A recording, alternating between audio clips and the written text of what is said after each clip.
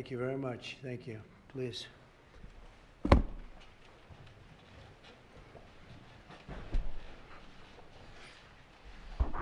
it's a great honor to have all my friends here. It's like old home week.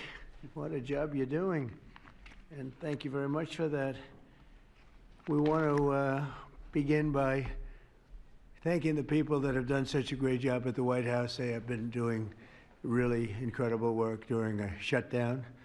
I don't even know if they're supposed to be working, but they wouldn't miss a day. So I just want to thank everybody for that very much.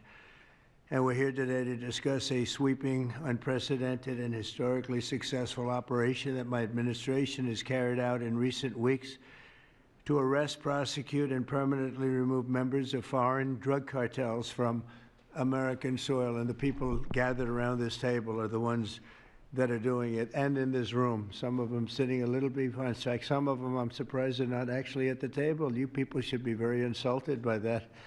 But you've done a great job back there. On my first day in office earlier this year, I signed an executive order to officially designate the drug cartels and savage transnational gangs as foreign terrorist organizations. It was my honor to do so. And on that same day, I also signed an order directing the creation of the Homeland Security Task Force to bring together all federal, state, and local partners to achieve the national policy goal of eliminating the cartel presence in America once and for all. And the results are, and it's early, and the results are spectacular. Led by ICE and the FBI, this task force includes the Department of Justice, the Department of War, DHS, the intelligence community, ATF, the DEA, the U.S. Marshals, and the state and local agencies in every part of our country. Other than that, we don't include too many people. That's a hell of a group, isn't it, huh? When you think of it, that's not a group you want against you, certainly not at one time. In addition to the task force members, we're pleased to be joined by representatives of law enforcement at every level, the highest level, actually, but every level, including National President of the Fraternal Order of Police, Patrick Yos. Where's Patrick?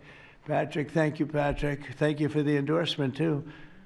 That really hit it off. I would have gotten 98% anyway, but it was still good to have your endorsement. Thank you, Patrick. I don't forget those things. President of the National Sheriff's Association, Chris West. Chris? Thank you, Chris, very much. Great. Good job. Major Cities Chief Association Executive Director Laura Cooper. Laura, thank you, Laura, very much.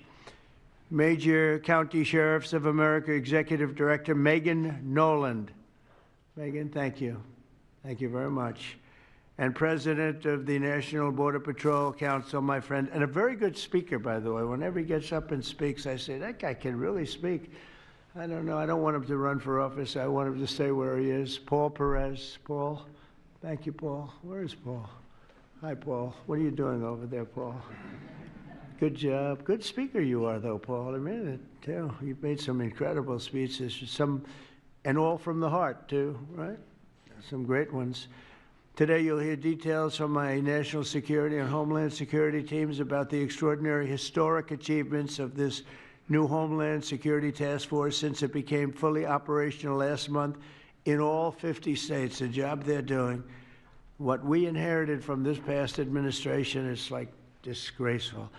In a matter of weeks, the task force has made the largest number of arrests of cartel leaders, operatives, and gang members in American history, more than 3,000 and counting. That includes members of the ultra-violent New Generation Cartel, the Sinaloa Cartel, the LNFM Cartel, MS-13 Cartel, and you know MS-13, the gang, and Tren de Aragua, another beauty. That's a group of real garbage we have to deal with, that we shouldn't have to deal with.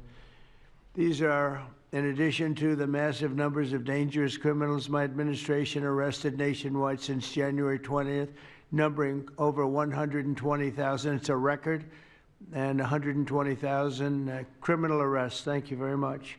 Unfortunately, for 4 long years before I took office, the last administration allowed the cartels and their operatives to frankly take over our country, to freely infiltrate America and all the communities nationwide, along with Transnational gangs, these groups have unleashed more bloodshed and killing on American soil than all other terrorist groups combined. These are the worst of the worst.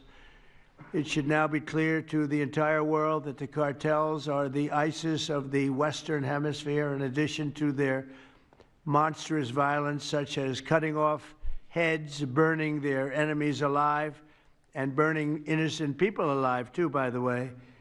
The cartels control large swaths of territory. They maintain vast arsenals of weapons and soldiers, and they use extortion, murder, kidnapping to exercise political and economic control. Thank you very much, Joe Biden, for allowing that to happen. Biden surrendered he just surrendered our country to the cartels. Don't worry, it gets better. We're taking it back. It's really fast at levels that nobody's ever seen before. But what we had to put up with, what we inherited, was just a disgrace. And while Biden was president, if he was president, I think the auto pen was president, not Biden, nearly 100% of those who infiltrated our southern border did so because they were personally approved. They admitted they were just what happened, assisted by the most dangerous and violent criminal organizations anywhere on the planet. The worst people on the planet they allowed into our beautiful country. Under the Trump administration, we're finally treating the cartels as the core national security threat that they really are. The cartels are waging war on America, and just as I promised in the campaign, we're waging war on them like they've never seen before. All you have to do is turn on your television and you'll see what's happening to them. Past administrations have tried to mitigate this threat, and our objective is to eliminate it. We're not mitigating, we're eliminating. We're getting them out. The bad ones we're putting in prison. We hate to do that because that means we're stuck with them for 50 years or more.